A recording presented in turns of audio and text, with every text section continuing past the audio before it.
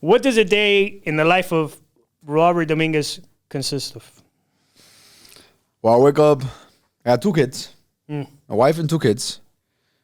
Wake up early, around like 4, 5. Gym, cardio. I have to do cardio, even if it's 5 minutes. Just it's my buffer zone before I go to work. I have to be at work probably 2-3 hours before my employees. Okay. It's the only way I can have full grasp and control of my office, and then just madness until 5 o'clock. Chaos. Yeah, it's nonstop. It's but I do need my time right before they get there. It's Super important. not easy. You know what I've noticed? Anybody who is living like a quote unquote successful life, that's a relative It's term. relative, of course. But whoever's living a life that they planned, like that you designed, is what I'm gonna say, always has that buffer. You have Always. to. You go crazy. Because you have so much to get done that if you don't take that little bit of time to do stuff for yourself, you'll go insane, bro. Like It's not even stuff for yourself. It's stuff for your 30, 40 employees, for your thousands of clients. So yeah, it is for myself to be able to deal with everybody else. Because if you're not focused, right? I always say, like, thank you, God, for giving me the strength of wisdom. And wisdom is not that you're wise. It's just that you make the right decisions and you deal with people the right way. right. You'll go crazy.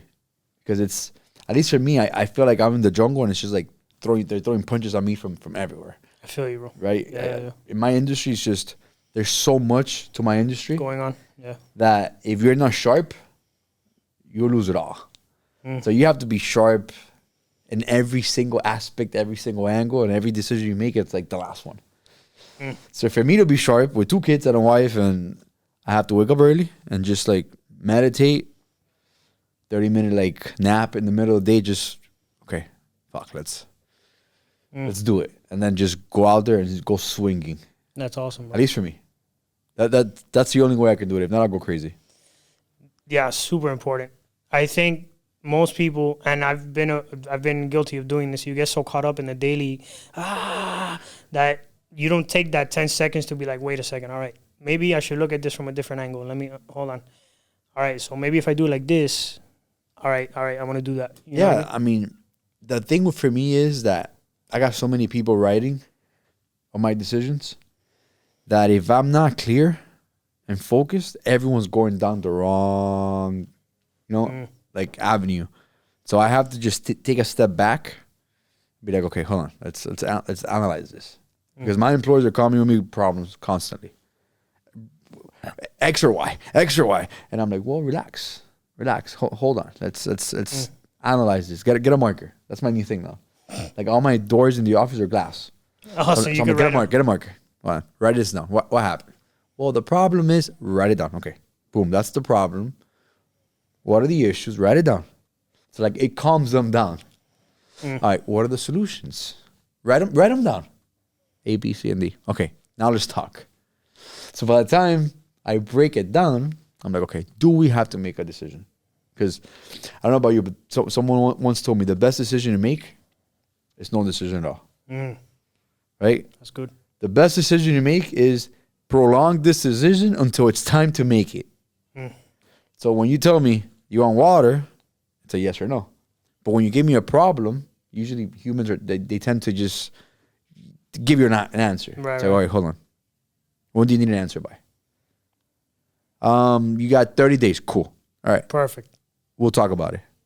But if I just tell you something right away, what happens is I didn't think about it. And there's certain things like water, sure.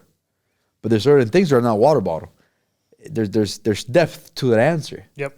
And once you give it, someone's going to execute and do it. So by the time you think about it, you're home like, shit, damn, did I say that? All right, can't take that back.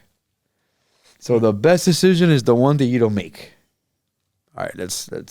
Do you need something by? No. How much time do you need? All right, I need it by next week. All right, cool. Remind me next week.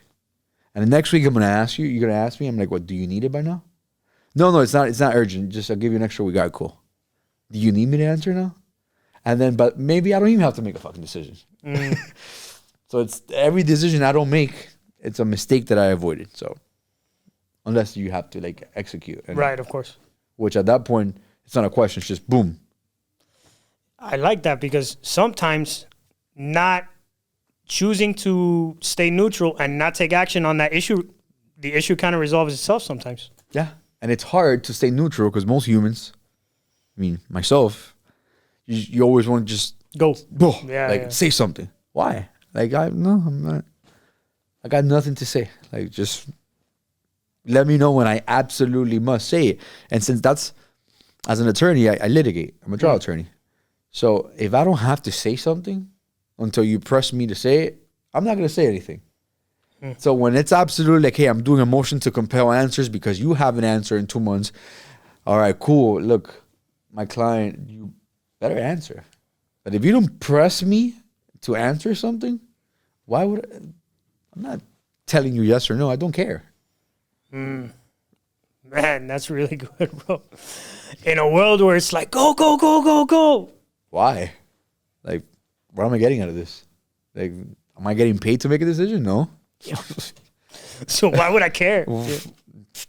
I'm not telling you nothing. Do whatever the fuck you want. Bro. Like, why would I put myself in a spot that it's a predicament to me to benefit you? No. Like, if I don't have to make a damn decision, I'm going to lay back and let the fucking world burn. It's not on me. Now, when it's my turn, I have to execute and do my shit. I'm not going to ask you. I'm going to do what I have to do. But that's the thing, the problem with most humans. They get involved in too much shit. That's not their problem. Seriously. What do you think about aliens? I don't... Let's not even bring that up because that's a 4-hour podcast. What do you think about aliens? Bro. It's not in my agenda. I don't know. I don't think. I've never thought about it. If it's part of my agenda and I absolutely have to tell you an answer because my rent and mortgage and bills depends on me giving you an answer, I'm going to think about it for a while. I'm going to do a report. I'm going to investigate. And then I'm going to tell you what I think about aliens. But I'll probably ask you for a deadline extension before I have to. And by that time, aliens are irrelevant and you're not going to ask me and I'm not going to have to tell you anything. Yep. So that's just me. That's my... I've learned through mistakes. Through rushing things. They're giving you answers that are...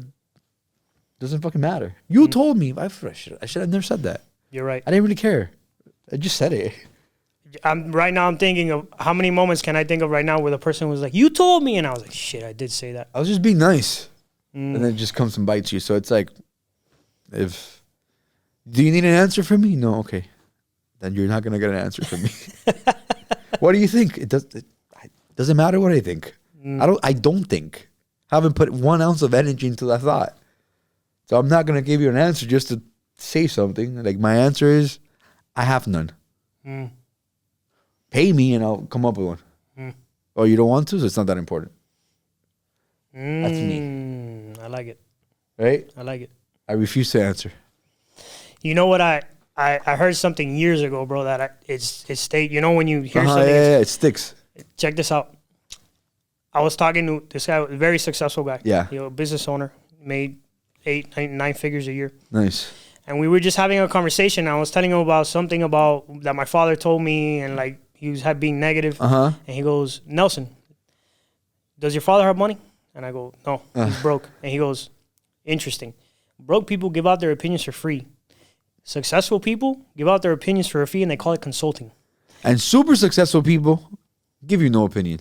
Because even if you pay me a fee, I don't give a fuck about what you're asking me. Not me. I'm not saying on my behalf, but I'm saying right. Those people at that level can care less. Hey, look, I'll give you a fee. Like, I don't care about you or your ideas. Like, I'm building freaking artificial intelligence here, and I'm trying to take a rocket to space. Like, yeah. Don't care about your little life bullshit. Yes. Nor do I want you to give me $100 million to answer you that question. I really don't care. Good luck. Yes. Because in the grand scheme of things, what is $100 million to that guy? Nothing. Those guys don't give a shit. You can't pay that guy enough money to take his time. So that's why usually when people try to engage in like discussions with me, I mean, there's 2 types of people. There's the people who give you their perspective in good faith. They just don't care. They're just having conversation. They're having a conversation. There's the people who are constantly trying to like have arguments. The most successful people I've met, it's hard for them to steer you away from making a mistake because they don't care. And the reason why they don't tell you where you're doing something wrong is because most people can't take the criticism. So let's say a very successful guy sees you struggling. He's got two options.